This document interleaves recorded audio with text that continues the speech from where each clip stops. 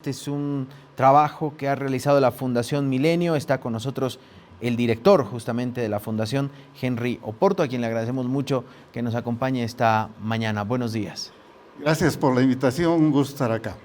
Y también Jaime Villalobos, líder del equipo justamente de la investigación de este material que todavía huele a tinta, ¿no? Está bastante fresquito, salido del horno recién. Jaime, muchas gracias por estar con nosotros esta mañana. No, gracias a ustedes y a su disposición.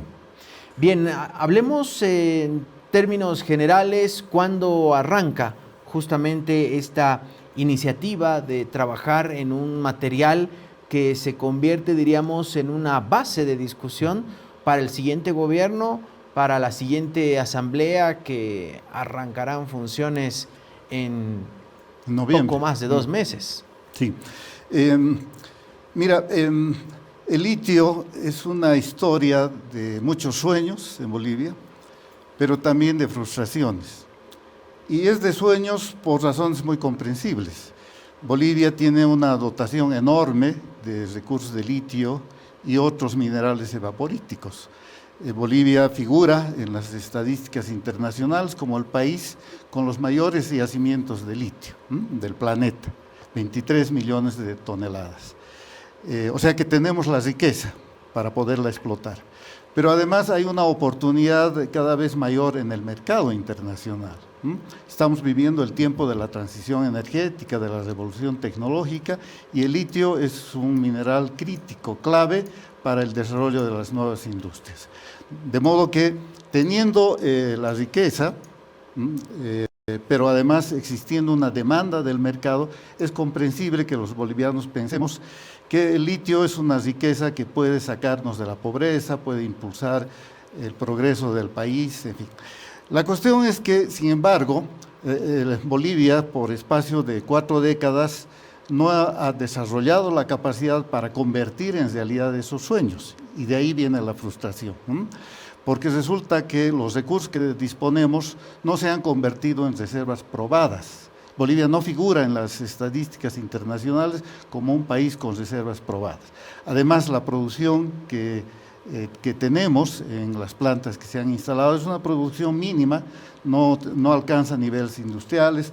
Estamos exportando prácticamente nada al mercado nacional, internacional, de modo que no estamos en la carrera de litio, que sí está suscitando una competencia muy intensa entre muchos países y además países vecinos. La pregunta es ¿por qué Bolivia no está aprovechando estas extraordinarias oportunidades? ¿Por qué no convertimos los sueños en realidad? Y esa ha sido la razón que nos ha embarcado en un estudio que se ha traducido en este documento para tratar de identificar con claridad dónde está el problema, cuáles son las causas que entraban el desarrollo de la industria del litio en Bolivia. Pero no nos hemos quedado conformes con identificar el problema, sino que además hemos trabajado para proponer soluciones que puedan ser viables en el corto, mediano y largo plazo. De ahí es que la propuesta que hacemos es de una política nacional que viene además acompañada de un proyecto legislativo para que las políticas que estamos proponiendo, los lineamientos que están en esa política nacional se conviertan en normas vinculantes, puedan implementarse en la práctica. Justamente sobre el diagnóstico y los caminos de solución, las vías por donde deba transitar las decisiones del siguiente gobierno, Jaime, como líder del equipo de investigación, ¿qué han encontrado? ¿Cuáles fueron los problemas, los obstáculos, las piedras en el camino para haber ya despegado con el negocio del litio en Bolivia? ¿Y qué debe hacer el siguiente gobierno? Bueno, llevamos muchos años intentando desarrollar el litio en el Salar de Uyuni, que es la reserva más grande en cuanto a recursos de litio en el mundo, hablando de litio evaporítico. Además, el Salar de Uyuni tiene salmueras con magnesio, potasio, boro y otros elementos que podrían ser aprovechables. Creemos de que, después de haber analizado profundamente los antecedentes, creo que se han cometido algunos errores en cuanto a una mala política que no ha permitido que ingresen tecnologías y capitales foráneos extranjeros al Salar de Uyuni en un momento en que directa y de la de los gobiernos de dejar dentro de un monopolio estatal todo lo que es la prospección, la exploración y la explotación de recursos evaporíticos en manos del Estado y con recursos del Estado y con tecnología del Estado, al final ha resultado en un fracaso tecnológico. No se está pudiendo producir en la cantidad que se había programado y Bolivia se ha ido retrasando con respecto a países vecinos como Chile, como Argentina y otros países en el litio. Ese retraso nos está costando mucho porque se están encontrando muchos otros yacimientos de litio en todo el mundo, habida cuenta de sus perspectivas de mercado. Entonces, el proyecto que se propone en este documento es un cambio de política, una apertura a la inversión extranjera directa de buena calidad, una desmonopolización por parte del Estado y algo muy importante también es el cuidado absoluto del medio ambiente en cuanto a los recursos de litio que están en salares y en cuencas evaporíticas que son cuencas muy frágiles y que pueden ser afectadas por una explotación, un trabajo mal hecho en cuanto al litio. Entonces, el proyecto de litio contempla, una apertura a la inversión, de manera de que compitan las empresas, una participación equitativa del gobierno, del Estado con respecto a esas inversiones, un cuidado del medio ambiente y también algunas propuestas que las consideramos muy importantes en cuanto al desarrollo tecnológico y científico de los recursos evaporíticos en nuestro país. Cuando Jaime menciona que dentro del diagnóstico, que lo que tendría que hacer el siguiente gobierno, dice abrir la inversión extranjera, y uno se remite a los contratos que actualmente están todavía pendientes de su aprobación en la Asamblea Legislativa, con dos, de repente, las empresas más importantes a nivel mundial en el rubro de la explotación del litio. ¿Se debería ir por ese camino? ¿Qué pasa con esos contratos? ¿Fueron mal hechos? ¿Se debe renegociar? ¿Por dónde deberíamos ir con estos contratos? Bueno, esa es una de las frustraciones, ¿no? Porque tenemos estos dos contratos que están trabados en el Parlamento, no han podido progresar. Ahora, hay observaciones, cuestionamientos a los contratos mismos de carácter financiero, medioambiental, se cuestiona incluso la legalidad de los contratos, pero la cuestión de fondo es que Bolivia no cuenta con una ley de litio. Lo que tenemos es una ley que ha creado a la empresa de litio, a ILB. Es una ley muy insuficiente para definir el marco, el régimen regulatorio, institucional, normativo que se necesita para una explotación y el desarrollo de una industria de esta envergadura. Nosotros decimos, de alguna manera se ha precipitado la suscripción de estos contratos cuando no se tiene este régimen, no se tiene esta ley. Es como poner a la carreta delante de los caballos, y por eso es que esos contratos y otros proyectos están entrabados y el país no arranca en el desarrollo del litio. O sea, el problema no es que estas empresas, que repito, son las más grandes a nivel mundial, vengan a invertir. El problema no es ese, sino el problema está en que por nuestro lado no existe un marco normativo para que ellas operen. O sea, nuestro cuestionamiento, por lo menos desde la perspectiva de la Fundación Milenio, no es a las empresas rusas o chinas como tales.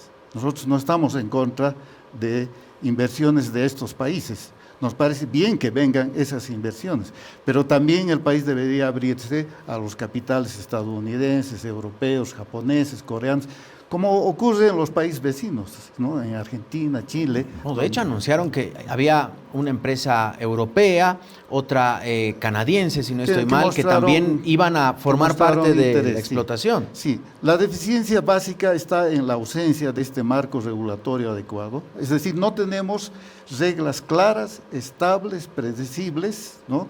Para que los contratos no tengan cuestionamientos, para que se hagan licitaciones internacionales y para que haya un consenso básico en el país acerca de por dónde debe ir la política del litio. Nosotros pensamos que esa falencia se puede subsanar si acordamos en el país tener una política nacional, ¿no? que incluso resguarde de cambios inoportunos cuando hay cambios de gobierno. Necesitamos una política de largo plazo, una política de Estado, ¿no?, que tenga el sustento social y político necesario, y eso además debe traducirse en una buena ley, porque tampoco se trata de tener cualquier ley. Hay algunos proyectos en el Parlamento que lamentablemente son muy deficientes, tienen el sello de la improvisación, no han sido trabajados profesionalmente por especialistas, en fin. Eso tenemos que subsanar. Probablemente la oportunidad se está dando, ¿no? Ahora estamos en puertas de un cambio de gobierno, vamos a tener una nueva asamblea, en fin. Entonces, estas condiciones podrían favorecer la discusión seria, ¿no?, técnica de una propuesta legislativa. Y esa es la intención nuestra, poner sobre la mesa esta propuesta.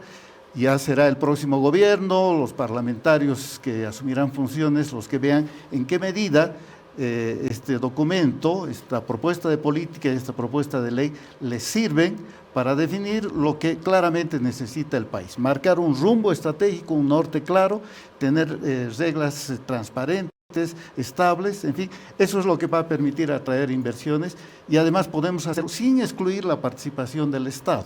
El Estado puede perfectamente producir, o sea, participar en la producción compitiendo con capitales extranjeros. Eso sería lo deseable, es lo que están haciendo países como Chile, por ejemplo, y por ahí se explica el avance que han tenido ellos. En cambio, nosotros estamos muy retrasados. Jaime, ¿qué características tiene esta propuesta justamente? Por ejemplo, cuando uno escuchaba a algunos sectores que rechazaban los contratos de litio, como Comcipo, el Comité Cívico, decía, queremos una ley de vaporíticos para tener más regalías. Y parece que ahí quedaba, o sea, como si solamente fuera el tema de regalías para el departamento. Pero, ¿qué otros principios o preceptos están en esta propuesta de marco normativo para los recursos evaporíticos? Sí, es mucho más que regalías el proyecto. El proyecto lo que busca es, uno, transparencia. A lo largo de estos 20 años de fracasos sucesivos no logramos producir litio, se ha generado una desconfianza muy grande. Todo el mundo desconfía. Y lo que se busca en este momento es transparencia con regulaciones claras. Es muy importante lo que el proyecto también propone en cuanto a la relación con las comunidades locales, en cuanto a la preservación del medio ambiente, en cuanto a la necesidad de que si una empresa entra a explorar un yacimiento evaporítico, no solamente el Salar de Uyuni, hay 20 y tantos otros salares en el sudoeste de Bolivia. Esa empresa pueda preparar una información que sea transparente y pública sobre la evaluación de impactos ambientales del proyecto, una evaluación económica preliminar del proyecto, y esos dos aspectos sean comunicados a la sociedad, a las comunidades y al departamento, y discutidos, y sobre esa base se pueda firmar un contrato de concesión para el desarrollo de recursos evaporíticos. Hemos revisado las experiencias de Chile, de Argentina y de otros países, tratando de recoger lo más apropiado en función también de las características propias de nuestro país. ¿Y qué han encontrado en esta revisión versus lo que está haciendo nuestros vecinos en este famoso triángulo del litio, Bolivia, Chile, Argentina, que podemos implementar de manera, diríamos, inmediata, aunque eso sabemos que no ocurre? No hay inmediato en este caso. Se tiene que trabajar sistemáticamente y seriamente, y respetando las normas, y respetando el medio ambiente, y respetando al departamento. No se pueden improvisar contratos sin tener una información básica sobre la cual negociar. Es importante, creo yo, considerar además de que se han generado sobreexpectativas sobre el litio. Si bien el litio tiene un enorme potencial en función de la transición energética, de las baterías, etc., cada vez más en el planeta están surgiendo otros proyectos de litio que van a competir con el Salar de Uyuni. Y nuestro Salar de Uyuni tiene interesantes cantidades de litio, pero también tiene desafíos tecnológicos, una alta cantidad de magnesio, por ejemplo, en proporción al litio, que es un problema para la refinación, para la extracción de litio. leyes, contenidos menores que, por ejemplo, Atacama, en Chile. Un sistema climático diferente para el trabajo del litio. Entonces, es muy importante entender que, primero, el litio en este momento tiene un precio de cerca de $10.000 la tonelada. El estaño, del que somos tradicionales productores y hemos sido muy importantes productores, vale $36.000 la tonelada, 3.6 veces más. Es importante entonces que la opinión pública se ubique también en la realidad de las dimensiones del negocio y del tamaño del negocio, y no se generen sobreexpectativas de que, por ejemplo, el litio va a reemplazar el gas, que ya no existe en cuanto a reservas. Es importante también que se tenga en cuenta que los negocios de litio no son extremadamente rentables, sino que tienen una rentabilidad que puede llegar a ser incluso precaria y marginal en función de las características de los yacimientos. El proyecto de ley enfoca todos estos aspectos y trata de presentar una propuesta que contempla transparencia, presenta definiciones muy claras de lo que son un salar, una cuenca evaporítica, un recurso evaporítica, etcétera. Establece la obligatoriedad de realizar estudios, prevé el establecimiento de una regulación ambiental específica para los salares debido a su fragilidad ambiental. Entonces busca sobre todo preservar el interés nacional. Henry, esta propuesta que acaba de salir, un trabajo de investigación que han realizado justamente desde la Fundación Milenio, ya ha llegado, por ejemplo, a los dos aspirantes a la presidencia, a sus equipos económicos o a los asambleístas elegidos. ¿Se va a hacer algún tipo de encuentro, de evento, de repente, para presentar este proyecto a quienes en 2 meses estarán arrancando funciones? Bueno, les hemos hecho llegar a los equipos de las dos candidaturas y estamos muy atentos a la posibilidad de sostener algún intercambio de ideas en las próximas semanas. Ojalá se dé la oportunidad de poderles explicar con más detalle en qué consiste esta propuesta de política nacional del litio y el proyecto de ley que acompaña a esta política. Pero quisiera aprovechar muy rápidamente para subrayar la importancia de que este es un momento en el que podamos y deberíamos reconducir la estrategia de litio, y si hacemos bien las cosas, los resultados pueden ser auspiciosos. Si bien no hay que sobredimensionar las expectativas, como ya lo dijo Jaime, sin embargo los resultados pueden ser favorables. Por ejemplo, en las estimaciones que hemos hecho, pensamos que con una nueva ley y abriendo la explotación de litio al capital internacional, en el lapso de entre 5 y 7 años, Bolivia podría producir 100.000 toneladas anuales de litio. Esto significaría un valor de exportación de 1.500 millones de dólares, pero para eso se requiere por lo menos traer 5 empresas grandes, internacionales, que hagan una inversión de aproximadamente 5.000 millones de dólares. Esa es una meta que nos estamos planteando.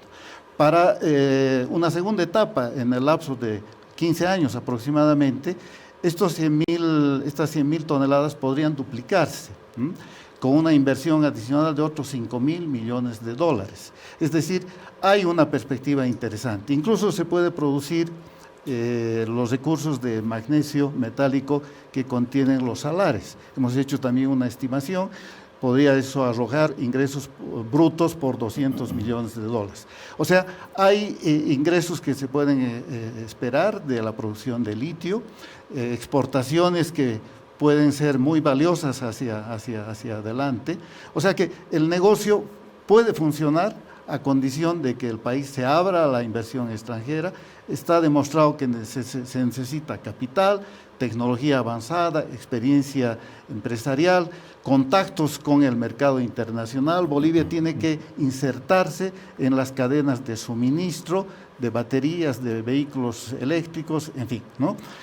Todo esto es posible a condición de que hagamos seriamente las cosas y bueno, ese es el intento de esta propuesta, de este trabajo que hemos realizado. Es decir, que si bien perdimos tiempo, ¿no? De repente en los últimos 20 años, pero también antes, en la década de los 90, en los 80, usted, Jaime, estuvo justamente también, diríamos, en los espacios de decisión.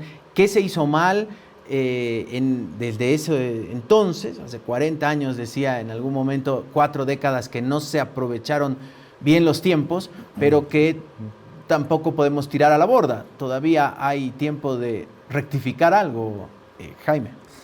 Yo voy a usar una sentencia que Henry la cita, un proverbio chino, que dice: el mejor momento para plantar un árbol fue hace 20 años.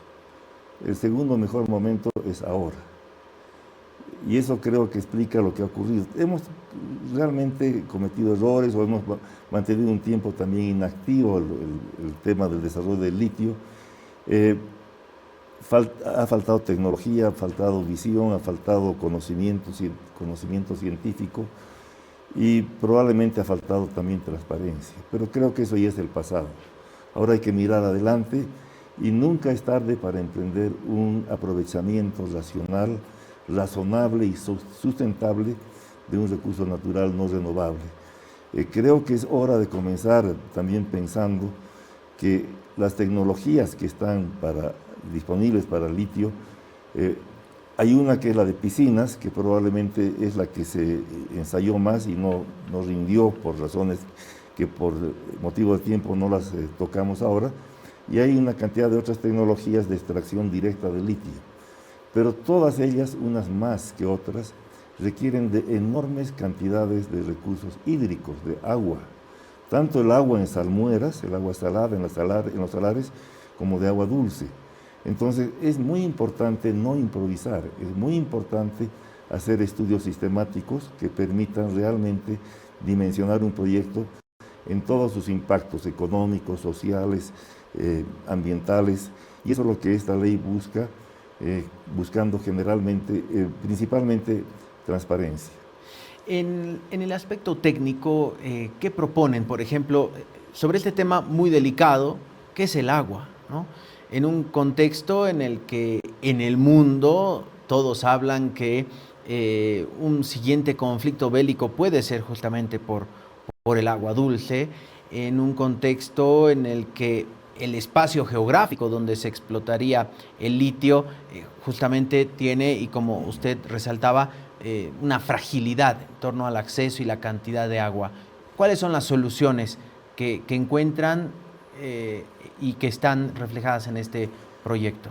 Bueno, hay una cantidad de diferentes tecnologías, no es solo una, la llamada extracción directa de litio, que son distintas tecnologías, muchas de ellas están recién en una fase de laboratorio.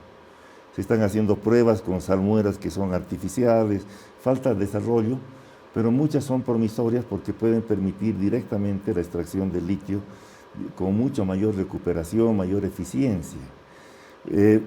Sin embargo, tenemos que tener en cuenta de que nuestro Salar de Uyuni es un recurso mundial en turismo, es un recurso mundial a nivel de atracción de un turismo sostenible. Es un recurso mundial en muchos aspectos y necesitamos tener el mayor cuidado de no malograrlo, de hacer una extracción de litio, pero una extracción de litio utilizando lo mejor de la tecnología, primero para evaluar si hay recursos suficientes en cuanto a litio recuperable, segundo hay que ver el requerimiento de agua y buscar que los proyectos no afecten un precario y delicado equilibrio de recursos hídricos que está en los salares. Entonces no es cuestión de improvisar, es cuestión de ir sistemáticamente conociendo nuestros recursos y no cometiendo errores que después puedan costarnos muy caros. Estoy de acuerdo con Henry en que las proyecciones son muy interesantes. No son las del gas, pero son importantes para contribuir al desarrollo económico del occidente del país y del país en general, pero debe hacerse un trabajo sistemático, cuidadoso y científico. Henry, en este proceso, diríamos, de socialización que arrancará a partir de la publicación de este documento, y en el proceso de investigación, por ejemplo, también han participado las diferentes universidades o van a ahora participar en la difusión, en el debate, en la construcción de repente de una nueva propuesta, las universidades, las organizaciones como el Comité Cívico Potosinista o la Federación Regional Única de Trabajadores Campesinos del Sudeste de Potosí, FRUTCAS, ¿van a formaron parte de esta construcción? Bueno, como en otros estudios realizados en el pasado, siempre hacemos un proceso de consulta cuando llevamos a cabo una investigación. Consultamos la opinión de expertos, tratamos de consultar también la opinión de las organizaciones más directamente involucradas, tratamos de consultar el criterio de la opinión pública a través de los medios de prensa, en fin. Y todo eso nos permite trabajar propuestas con cierto grado de consistencia. Ahora bien, ya producido el material, teniendo ya la propuesta de política nacional y un proyecto legislativo, lo que vamos a hacer es divulgar lo más ampliamente posible.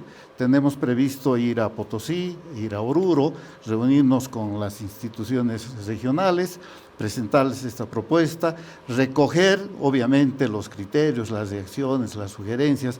No es una propuesta definitiva, por eso hablamos también de un anteproyecto de ley, no es todavía un proyecto de ley, porque pensamos que puede mejorarse, puede eventualmente ajustarse, recogiendo los criterios de esta consulta. En fin, hay trabajo por hacer, pero también el mensaje que queremos llevar tanto a Potosí como a Oruro es que, siendo el litio en sí mismo un proyecto muy importante para Bolivia, el litio hay que mirarlo como el disparador en realidad de un proceso de desarrollo del occidente del país.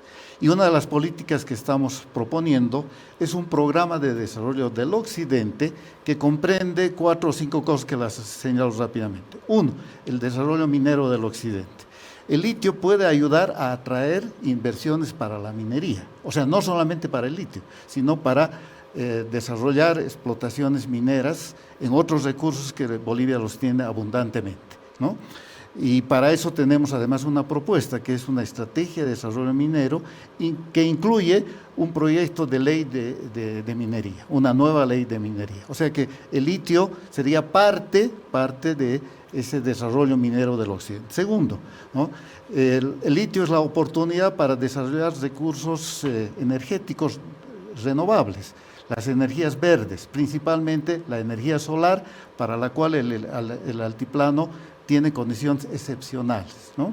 Debemos convertir al altiplano en un productor de energía y a los campesinos que habitan el altiplano en productores de energía, tanto para las plantas de litio como para los proyectos mineros y además para la producción agropecuaria, que es el otro proyecto importante. La energía que se pueda producir, el litio creando este impulso económico y productivo, pueden también crear condiciones para que despegue la producción agropecuaria en el altiplano boliviano. Y finalmente está lo ya mencionado, el turismo verde que se puede desarrollar. De hecho, ya el Salar de Uyuni es un destino turístico, pero podría desarrollarse muchísimo más, ¿no? Y seguramente que eso va a ocurrir. Pensamos que es perfectamente compatible la producción de litio, el desarrollo de una minería moderna de litio, con el desarrollo turístico de esa región, porque hay regiones en las cuales se tiene que reservar justamente para las actividades turísticas, ¿no? Y por eso hay que tener mucho cuidado, tienen que estar debidamente reguladas las actividades. En suma, el litio puede ser un disparador del desarrollo del occidente del país, ¿no? Por eso es que tiene una proyección amplia. Es importante en sí mismo, pero quizás es más importante por todo lo que puede generar hacia adelante, y pensamos que las instituciones orureñas, potosinas, deberían tener esta perspectiva más amplia, no solamente mirar el árbol, que sería en este caso el litio, tienen que mirar el bosque. Jaime, finalmente, ¿quiénes formaron parte de este equipo que usted encabezó, esta investigación? ¿Qué formaciones, por ejemplo, existían? ¿Qué tipo de profesionales formaron parte de esta discusión y cuánto tiempo les llevó? Estuvo un equipo multidisciplinario, estuvo Henry, tenemos un técnico que vive en Suiza, boliviano, es un físico y que tiene una especialidad en materiales y que conoce mucho sobre el litio. Rosendo Sanginés. Rosendo Sanginés. Hemos tenido un economista que nos ha ayudado a hacer las proyecciones económicas, estableciendo distintos escenarios de inversión y de producción de litio. Jorge Gumucio. Y un buen abogado, minero. Carlos Delios. Ha estado con el abogado minero Jaime Sanabria y Carlos Delios, que ha estado involucrado en temas de litio hace tiempo atrás. Quiero agradecerles mucho este tiempo con nosotros. Sin lugar a dudas es importante empezar ya a hablar de más allá de las elecciones, lo que ocurre en el día a día, mirar más allá del 9 de noviembre. Y sin lugar a dudas el litio se convierte en un tema, una asignatura pendiente, de repente una de las primeras decisiones que veremos el nuevo gobierno y la nueva asamblea, por ende, vayan a tomar. Muchas gracias, Henry Oporto, por estar con nosotros esta mañana. Muchas gracias, Jaime Villalobos.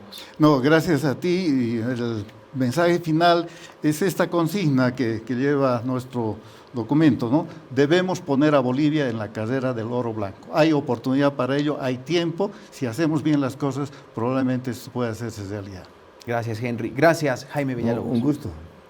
Gracias. Estuvieron con nosotros Jaime Villalobos, líder del equipo de investigación del libro Bases de una Política Nacional del Litio y Salares.